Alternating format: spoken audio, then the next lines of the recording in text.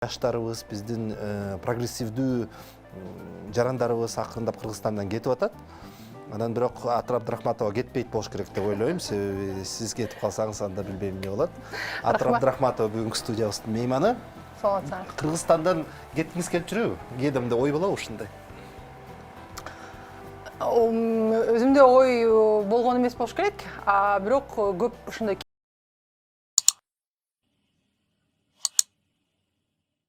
сен сырттан өзүңө жакшы жумуш, жакшы орун табасың, сага окшогон сынчыл ой жүгүрткөндөргө орун табылат сөзсүз түрдө. Өзгөчө жанагындай шайлоо маалында же болбосо кайсы бир саясий чоң ызы чуу маалында биз каршы пикирге чыкканда, жанагындай саясий өзүңө жардам сурап чыгып кетсең болот деген сунуштар түшкөн да. Кеңеш сунуш эмес, кеңештер болгон да. Бирок мен чыккым келбейт, анткени чын эле мен өзүм Кыргызстанга байланганмын, өзүм кыргыз болгондон кийин. Андан кийин эми өзүм эле 40ка келип калдым, мына эртең, мына бүрсү күнү мынакей заман өзгөрөт деп атып эми биз да 40тан аштык да. Бирок качан заман өзгөрөрү албетте тилекке каршы түшүнүксүз болгону капаландырат. Ушунча тажадым деген бир учурлар көп болобу? Акыркы убактарда канча болуп атат? Жетескеринче мындай үмүт жанданат. Жок, тилекке каршы акыркы окуялардагы, акыркы шайлоо, референдумдагы, анан эми тажадым дегеним тилекке каршы бийликтен үмүт жок болсо, элден үмүт чоң да. Анан кийин өзүбүздүн арабызда жүргөн жаш, жигердүү, башы мындай элге көтөрүп аты чыгып аткан адамдарга ишеним көбүрөөк болгондо, мендечи дагы деле ишеним бар да. Анан кийин бирок ошол саясатчымын же болбосо мен мамлекетти башкарганга даярмын деп аттангандардын арасынан, биздин эле муунун арасынан кайра эле ошондой интрига, кайра эле саясий коррупция, кайра эле көз боемочулук, алдоо болгондо ошондо мен тажадым дейм да. Анткени канчалык дагы канча жол мен ишенип, канча жол дагы алданам. Эми мындай Кимге алдандыңыз акыркы жол? Жаш саясатчыларга. Анткени ушул директүү кеңештин шайлоосу дайындалганда албетте бардыгыбыз ар кандай сүйлөшүүлөр болду ар кайсы партиялар менен. Анан кийин ошол жаштар биригип өзүбүзчө чыгалы, эч кандай мурунку эски саясатчылардан эч ким болбойт, коррупциялашкан эч ким адамдар болбойт. Анан кийин ошол коррупцияга байланыштуу кандайдыр бир саясий кландарга байланыштуу адамдар болбойт, өзүбүз ишебиз, өзүбүз иш кылабыз деген акыркы мындай аракет болду. Анан кийин тилекке каршы азыр дагы ошол аракетибиздин аркасында дагы кайсы бир коррупцияга шектелүү, коррупцияга байланышкан адамдардын кулактары чыкканын көрүп, шайлоого чейин кайрадан ушундай бир ызаланган учур болду да тилекке каршы. Ошондо сиз өзүңүз билип билбей мындай коррупцияга малынган инсандарга иштеп калдыңызбы? Иштешип калдым десем болот, анткени эми түздөн түз эмес. Мен кандай колдонуп кетишти, алдап кетишти кандай? Бираз албетте бираз мен колдонгону бул менин ишим эмес. Мен кеп кеңешимди Кыргызстан бардыгы эле бул бурчунда жашагандардын бардыгы эле алат да. Мисалычы ошол эле журналисттер, ошол эле талапкерлер. Бирок ошол менин ошол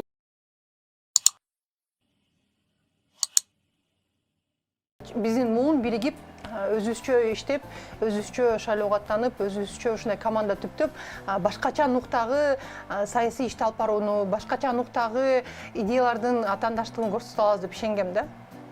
Тилекке каршы баары эскиче болуп калды. Баары азырынча эскиче болуп атат. Андан кийин кайра эле мен жаман болуп атам, анткени ошондой так талап койгон мен болуп, калгандары эми максатка жетиш үчүн ар кандай ыкмаларды колдонсок болот. Азыр түз эфирде ошол ысымдарды атай аласызбы? Же эрте азыр? Азырынча эрте го дейм, анткени мен ушул добуш берүү күнгө чейин эле бул суроо боюнча ушундай бир аз талашка түштүм, анткени анан ачыкка чыккандан эмнеге тартындым, анткени албетте ошол команданын ичинде таза да балдар бар, таза да кыздар бар. Анан башка региондордо дагы аттанган жаш жигиттер, кыздар бар да. Анан кийин бир-эки адам үчүн бардык ошол талапкерлерге же болбосо бардык ошол иштеп жаткан адамдарга мындай балта чаап койбойн дедим да. Бирок эгерде албетте далилиңиз да жок да ал мындай аркасында. Далил бар. Мен далили жок. Мен мындай да, мен алдан кулактар чыгып турат деген. Кулакты чыгып турат деген далил, так далилдери бар. Эми мен юрист болгондон кийин өзүмө ушундай талап коем да, жашоомдочу. Мен мыйзамды сакта деп талап кылсам, өзүм мыйзам сакташым керек. Эгерде мен далилсиз бирөөнү күнөөлөй албайм, далилсиз эч нерсе айтпайм да. Эми анткени бул менин баалуулугум да. Анан ошол тажадым дегени ошого да анткени канчалык деңгээлде анткени эгерде биздин муунда ошентип ар кандай сөзгө турбагандык, мисалы ошондо дагы мен Куранга коюп сөз берем, балдарым менен сөз берем деп ант берген бар эле да адамдарчы. Анан кийин ошол Куранды да аттап, балдарын да аттагандарын көрүп чоочулайсың да. Эми ошондон тажадым десем болот да, анткени эгерде биздин муунда ошондой чирик булгыткан иштерге аралашып, ошондой эле эскиче эле оюндарды кыла берсе, саясий кандайдыр бир өзүнүн Эми агасын көрүп индесет да. Тилекке каршы. Бирок биз деле мисалы силер деле мен деле биздин эле агаларыбыз бар да, мисалы ошол эле саясатта, ошол эле коомдук иште жүргөн. Бирок алардын ишин биз туурабай эле жүрүп атпайбызбы? Мен үчүн мисалы эң баалуу албетте мыйзам, коомдук кызыкчылык, андан кийин Алардын иштерин туурабай коюу кыйын болуп атпайбы? кыйын эмес, мүмкүн. Эң башкысы биз ошого көрүш керек да, бул биздин чындап эле мисалы ала качуу бул биздин үрп адат салт эмес, баалуулук эмес. Бул кийин пайда болуп мындай мындай кандай десем, мындай бир бузуку нерседен келип ошондой салт деп бизге мындай атайын илдирип атышат да, көндүрүпчү. А мисалы сөзгө жигит турат деген бул биздин баалуулук болгон, туурабы? Сөздөн жаңылгыча андан көрө кет баш менен жооп бере турган учурлар болгон. Саясатчыларга таандык эмес да? Жок, эски саясатчыларга таандык болбой эле койсун. Бирок мисалы мен кылган ишимде ошол эле БШКда болобу, буга чейин деле мына көз эле 20 жылга жакын таанышпыз. Мен эч бир ошол өз ишимди кылганда эч качан бирөөнү алдап, атайын бир интриганы баштап, же болбосо эгерде сөз берсем, сөзүмөн айныган учур болгон эмес да. Макул, ал саясатчылар экен, атыр сиз айтып атпайсызбы, элге үмүтүм чоң депчи. А мен баягы нааразы болгондой болбойм, бирок акыркы шайлоонун жыйынтыктарын, бир нече шайлоонун жыйынтыктарын көрүп анан ал журтка болгон үмүтүм деле үзүлүп калды, чын айтсам. Көрсө эрчиме турбайлыбы деп. Эмнеге айтайынбы? Анткени жакырбыз. Мен бир өзүмө мындай акыркы 1-2 жылда ойлонуп аткан нерсе, биз сөз эркиндик деп абдан мындай сымыктанабыз. Сөз эркиндигине жетиштик биз деген ошол Борбор Азиядагы ошоной демократиянын сөз эркиндигинин аралчасыбыз депчи, мисалы. Албетте бул жетишкендик. Бирок ойлогон ойду кыстаган турмуш жеңет дегендей, сөз эркиндик бар, бирок финансылык эркиндик жок болгондон кийин, акча каражат эркиндик жок болгондон кийин, сөз эркиндиктин баалуулугу төмөндөп калып атпайбы? Анткени айта беребиз. Тилибиз кыска. Айта беребиз, тилибиз узун болушу мүмкүн, бирок ишке келгенде күнүмкү оокатты, балдарыбыздын тамак ашын, кийим кечегин, окуусун, өзүбүздүн Кудай сактасын, мынакей азыр коронавирус менен дары дармектердин баасы, тиги тамак аштын, азык түлүктүн баасы кымбаттады. Элде акча жок. Ошон үчүн мынакей биз мына Европа мамлекеттерин кээде дискредитация кылып азыр биздин коомчулукта каршы пикир жасатышпайбы? Бирок аларда деле мисалы явкасы төмөн. Эмнеге? Анткени ал саясатка эл анчалык аралашпайт. Эмнеге? Анткени эл өзүнүн оокаты менен тың, өзүнүн чөнтөгү толгон, ошол саясатка убактысын короткондо ошол саясатчыларына да көбүнчөсү ишенет. Андан кийин мыйзам иштегенине ишенет. Анан ошол убакытты, ошол акчаны, ошол эң башкысы убакытты, саясатты талкуулабай, өзүнүн ошол өркүндөтүүгө, ошол эле космосту ачканга, ошол эле электромашиналарды жүргүзгөнгө, же болбосо туризм менен мындай алек болгонго үмүтчет да. А биз болсо жакыр чөнтөк. Биздин экономикалык, финансылык ар бир үй бүлөдө жетишкендик болмоюнча, финансылык жетишкендик болмоюнча, биздин сөз эркиндигибиздин эч кандай пайдасы жок болуп калат атпайбы? Сөзүбүздүн эркиндигибиздин, тандообуздун да эркиндигинин. Тандообуздун эркиндиги да жок болуп калат. Анткени эл мынакей шайлоого дагы мен 1-2 талапкерлерди ээрчип карап келдим. Эл баары эң жаштар келгиле, эң сергешиңер керек дейт да, бирок түнү барып ошол добуш берген күнгө чейин түнү барып 2-3 партия акча таркатса акчасын алды дагы, мен акчасын алып койбодумбу деп элде тескерисинче дагы деле эме бар да, мисалы элди буздуку дейт элек, эгерде акчасын алып коюп туруп, добушун бербей койсо. А биздин эл айтып атпайбы, биз акчасын алып койдук, анда добушубузду беришибиз керек деп эл сөз кармап атат да. Бирок биз ушул жакырчылык маселени чечмейинче мен так көрүп турам, таза шайлоо же таза бийлик болбойт да. Мындай цикылдуу нерсе болуп атат да. Бирок таза шайлоо боюнча жакырчылык да чечилбейт. Албетте, ошон үчүн бизде мындай эл арасынан сурулуп чыккан, элдин ошол көйгөй менен чогуу мындай өскөн адамдар келмейинче. Нашнародчу. Эми ал Президентпи бул, президентпи же бул мындай күтүлгөн нерсеби, даярдалган долбоорбу? Эми ар кандай сөз чыгып атат. Так маалыматым жок. Айта албайм азырынча. Менин оюм мындай да, азырынча айткан эрте. Мен мисалы үчүн болот го ишенем. Албетте мен да болот го ишенем, бирок болоттун тегерегиндегилерге ар кандай сөздөр чыгып атат да. Анан кийин кайсы жагы чын, кайсы жагы калп экенин билбегенден кийин мен ушундай өзүмдө дөмөк болуп турам да. Бирок бүгүн сиз дагы Борбордук шайлоо комиссиясынын мүчөсү катары иштедиңиз көп жылдар бою. Бүгүн мындай жаңы президент болду да. шайлоодон утуп келген партияны кайра шайлоодон алып салган боюнчачы, НДПК боюнча. Бул негизи окуя 2016-жылы болгон. Мен БШКда мүчө болуп турган маалда Чүй областында ошол Белостого дейм шаарлардын биринде шайлоо ошол декабрда шайлоо менен референдум чыгып өткөн. Анан кийин ошондогу жергиликтүү шайлоодо дагы бир партиянын тегеринде аябай ызы чуу көп болгон.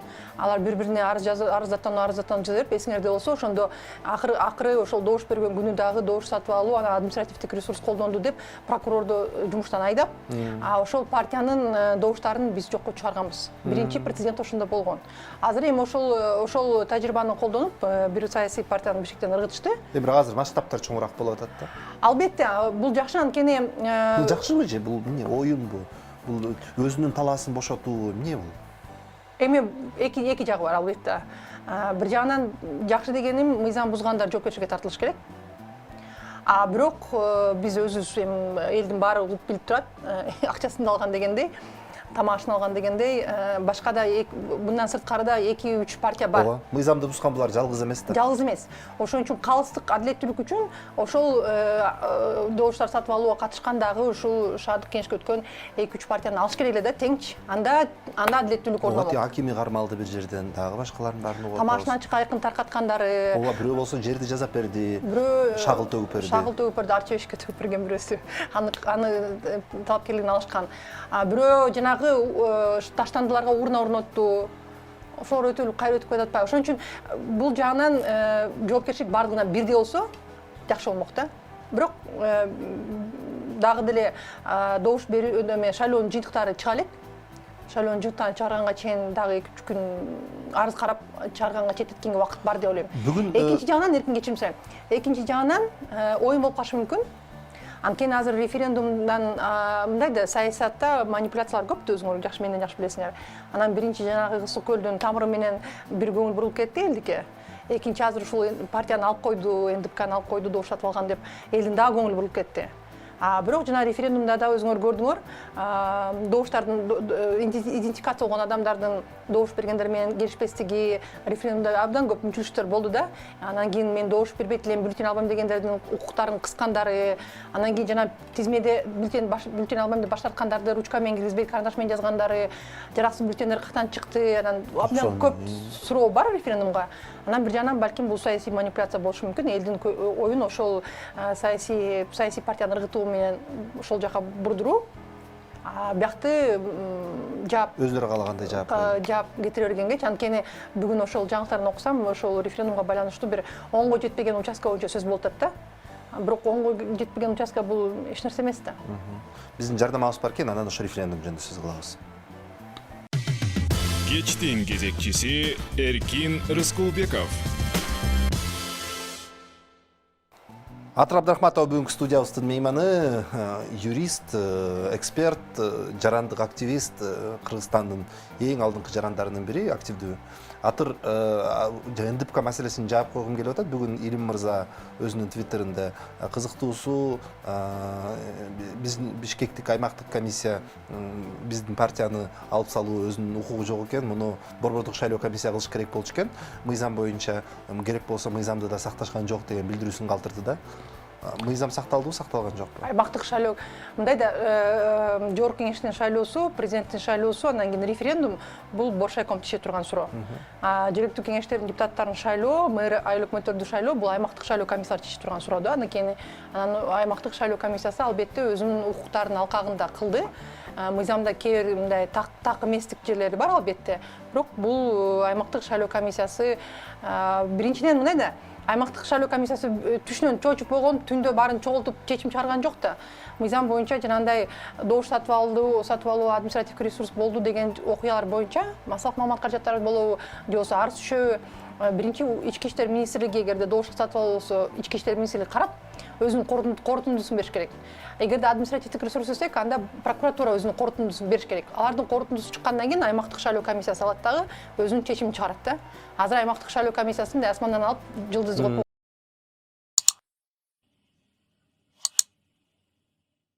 ошол жана эки окуя боюнча, добуш сатып алуу окуялары боюнча чечим чыгарды да. Эми 3 күн бар, Азыр НДПК партиясы 3 күндүк мөөнөттө БШКга кайрылып арызданса болот. бышка макул болуп четке какса болот. Андан кийин биринчи сот, анан жогорку сот болуп калат да. Дагы 3-чү инстанция алды да. Ошон үчүн канчалык деңгээлде аймактык шайлоо комиссиясы мыйзам чегинде өзүнүн макамын пайдаланып чечим чыгарганын дагы 3-чү инстанция текшерет. Бирок такыр эле мындай да, мен бул маселени мен бул шайлоого баары байкоо жүргүздүм, өзүм дагы аралашкан адам болгондон кийинчи баары 20 жылдан бери. Анан мыйзам бузуулар болуп аткандыгын 18 мартта эле айткан экенмин да. Жанагындай административдик ресурс болуп атат, МТУ, мектеп директорлору кайрадан эле аралашып кетти депчи. Эч кандай реакция болбой акыр аягы ошондой добуштар сатып алуу чоң болуп кетти да, аябайчы. Башында эле шайлоо башталганда эле УКМК болобу, башкы прокуратура болобу, милиция болобу же БШК болобу, башында эле партиялардын тизигин тартып койгондо мынчалык анархия, мындай бардак болмок эмес. Балким атайын күтүп отурушту. Тилекке каршы албетте, анткени партияларды мындай жемдиргитип көбүрөөк келсин кармаганга жеңилирээк болот. Кармаганга эмес, референдумга явканы көбөйтүш үчүн. Анткени жергиликтүү кеңештердин шайлоосунда талапкерлер, партиялар элди мобилизация кылып элди ташышты. Тыйынын беришти, добуштар сатып алып, ошол эле эл келип, бир бюллетенди алдым, экинчи бюллетенди алдым, кошо референдумга да шайлап коюшту да. Референдум келдиби Кыргызстан боюнча 30%? Же бул мындай тартылып калганга деме болду? Азыр жанагындай келишпестиктер боюнча абдан көп маалымат чыгып атат. Ошол эле Кара Сууда, Ошто, башка да региондордо, Бишкекте дагы келишпестиктер чыгып атат. Идентификация өткөн адамдардын саны, жараксыз бюллетендердин саны, добуш бергендердин саны бири-бирине дал келбей аткандыгычы. Андан кийин тилекке каршы жанагы участкалык шайлоо комиссияларынын протоколдорун, жыйынтык боюнча протоколдорун кайрадан жазган байкоочуларга бирди берген. Анан түнү отуруп кайрадан жазышкан экен да. Андай да фактылар чыгып атат да. Андан кийин анын баардыгын ачыктап азыр мен талап кылдым элем, ошол референдум боюнча баардык бюллетендерди кайтадан санап чыгыш керек ачык депчи. Эгерде санабашса, анда менде күмөн жаратат да, бул чындап эле 30% адам келип катышып бергенинечи. Андан кийин катышып келгени аз келгенсип, дагы макул каршы дегендерди да оштуруп койгон учурлар бар экен да. Каршы бул АСУ мисалы каршы 50 киши деп бератса, колдук эсеп менен каршы 0, макул деген 50-гө көйүп калган учурлар да бар экен да. Андан кийин ошонун баарын ачык. Анан дагы бириме шайлоочулардын саны көбөйүп кетти да, референдумга бере тургандарчы. Ал албетте 200-300гө чейин чыгып аткан жерлер бар экен, мындай болушу мүмкүн эмес мыйзам боюнчачы. Жанагыл 90 миң жараксыз болуп калды деп атпайлыкпы? Бул жараксыз дегени биздин көбүнчө шайлоочулар келип, мен жергиликтүү кеңешке катышам, мага бюллетень бергиле.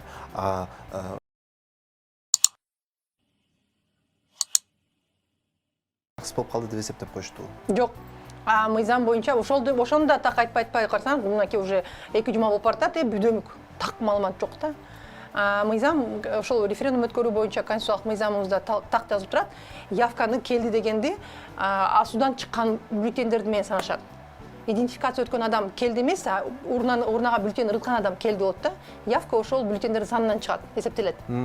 Идентификация болгондон эмес. Азыр ошол БШК унчукпай тымызын былкытып аткандан эл дүрбөлөң болуп атат да, биз идентификация болгондон кийин бизде явкага салым коштук депчи. Мыйзам боюнча андай эмес. Мыйзам боюнча идентификация болгондор явкага тиешеси жок. Асуга кирген. Каршымын деген добуш бергенде да явка ойноп кетти да. Анан байкаганым бул референдумда элге толук кандуу так маалымат жеткен жок конституциядагы өзгөртүүлөр боюнча. Андан сырткары эмес депутаттардын өздөрүнө жетпесе анан. Тилекке каршы анан кийин мен жакында эле Азаттыктын эфиринде ошол бир кандидатпы, доктор юридических наук экен. Мен жетпеген намдан жеткен адам экен, ошол конституцияны жазган адам экен да. Анан кийин андан сурасам, ал да жооп бере алган жок да. Ошол конституциячы. Анан элге эмес, ошол конституцияны жазган адамдар өздөрү так жооп бере албай аткандан кийин бул чоң суроо, чоң көйгөй. Кийин келечекте ар кандай карамашылык, ошондой чаң тополоң жарата турган бир нерсе кирип кетти да тилекке каршы. Анан дагы бир терс көрүнүш бул ошол референдумдун өтүшү. Эгерде сен катышып макул деп добуш берсең, кандай кийинки натыйжалар эмне болор, иш-аракет кандай болорун? Эгерде сен катышып жок каршымын деп добуш берсең, кандай болот? Анан кийин келип добуш бербейм, бюллетень албайм десең, кандай болот? Эч ким түшүндүргөн эмес да. Элге эмес, ошол эле участкалык шайлоо комиссияларын түшүндүргөн эмес. Ошон үчүн участкалык шайлоо комиссиялар кээ бир жерден эгерде сен референдумдун бюллетень албасаң, анда сага тиги жергиликтүү кеңештин да бюллетень бербейбиз деп ызычуу көп да, аябайчы. Ооба. Жана артына чейин бир милиция менен эчиткилген видеолорду көрөт. Оштон мага чалды да, ошол активисттер биз барып ошол референдум бюллетень албайбыз деп баш тартса, жаш кыздарды эми милицияга карматып, милиция опергруппаны чакыртып, эмилсиңер эми чоң ушунчалык кылмышкер, эми бул кылмыш эмес да, бул адамдын укугу, ошол да ошонун баары бүдөм кылып калды. Анан сиз айткан жана 93 000 жараксыз бюллетень, бул жанакы урнада урна эсептегенде бир гана макул каршы деген так эле чыгарат. А жараксызга жанагындай эгерде галочкасы квадраттан чыгып кетсе, галочканын ордуна колун коюп койсо же точка коюп койсо, ошону жараксыз деп коет да. Эми ошол 93 000 ошончо жараксыз болуп кетти. Ошону так айта албай атышпайбы? Ошол жараксызга эмне кирип кетти? 1000 болушу мүмкүн, 5000 болушу мүмкүн. Сиз буга чейин деле шайлоодо иштеп жүргөнсүз да.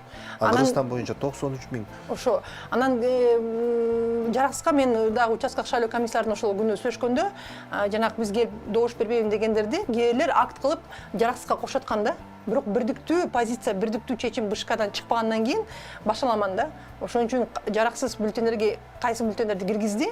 Же бизден ошол келип катышып каршымын дегендерди да кошо киргизип салышканбы? Аны БШК ачыкташ керек да. Бирок референдумдун явкасы боюнча дагы мага мындай күмөн көп да.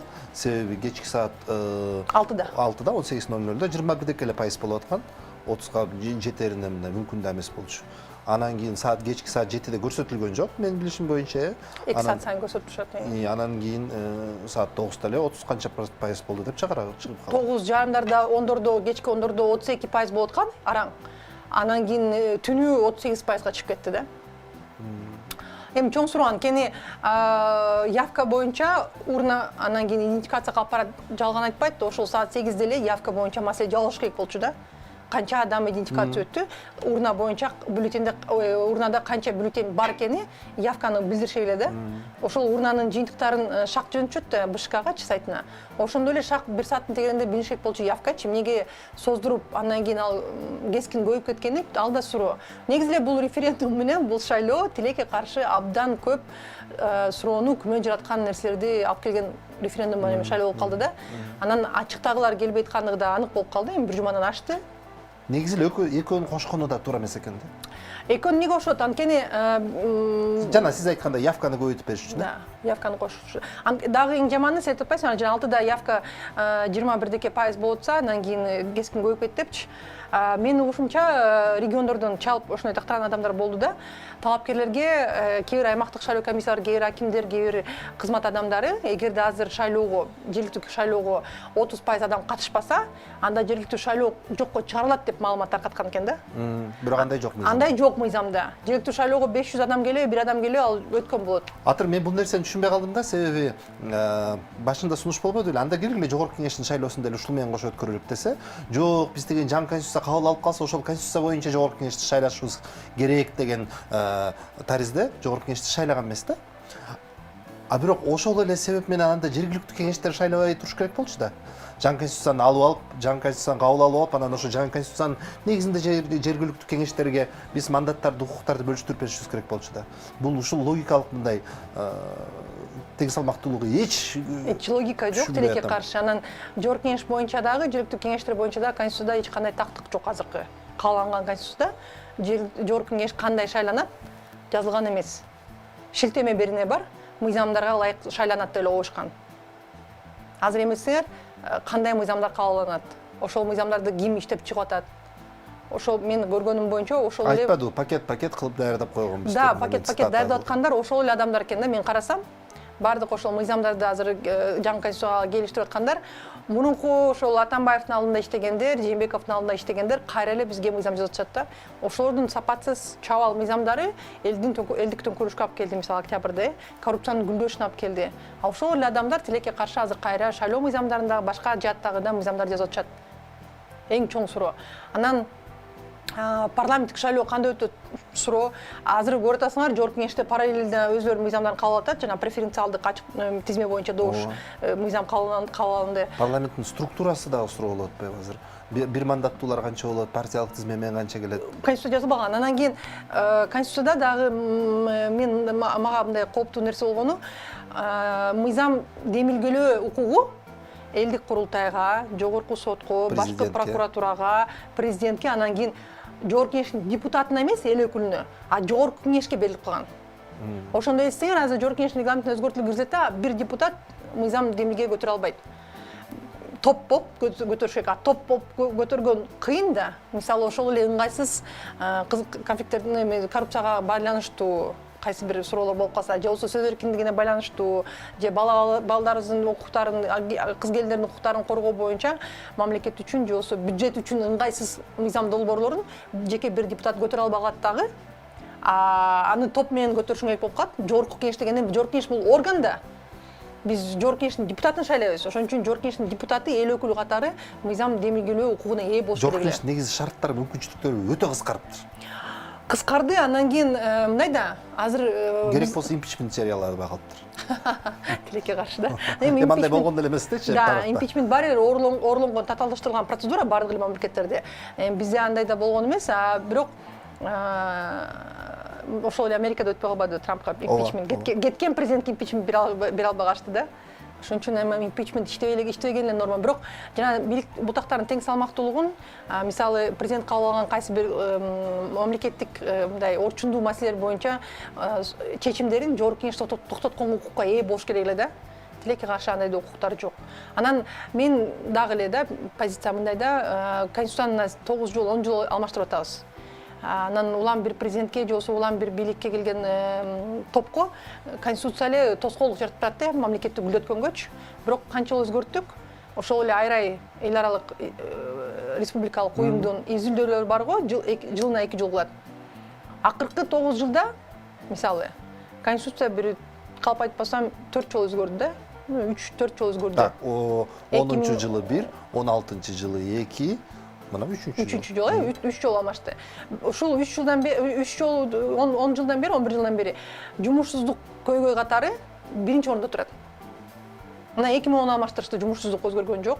2016 алмаштырышты жумушсуздук өзгөргөн жок.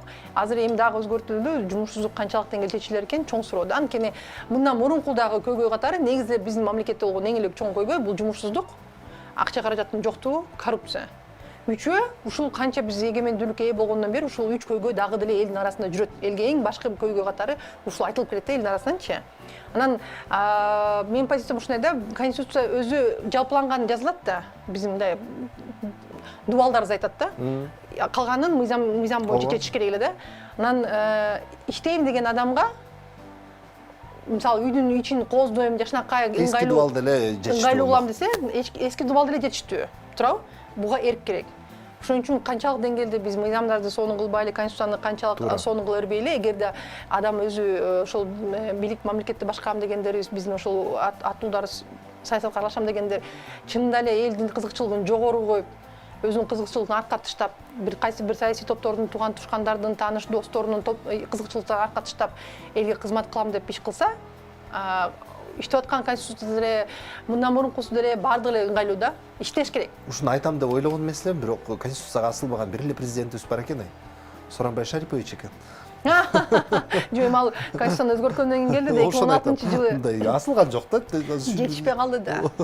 Мындай да биздики эң биринчи Конституция кандай өзгөрөт? Же башына келгенде өзгөртүштү, эми 2010 менен азыркы.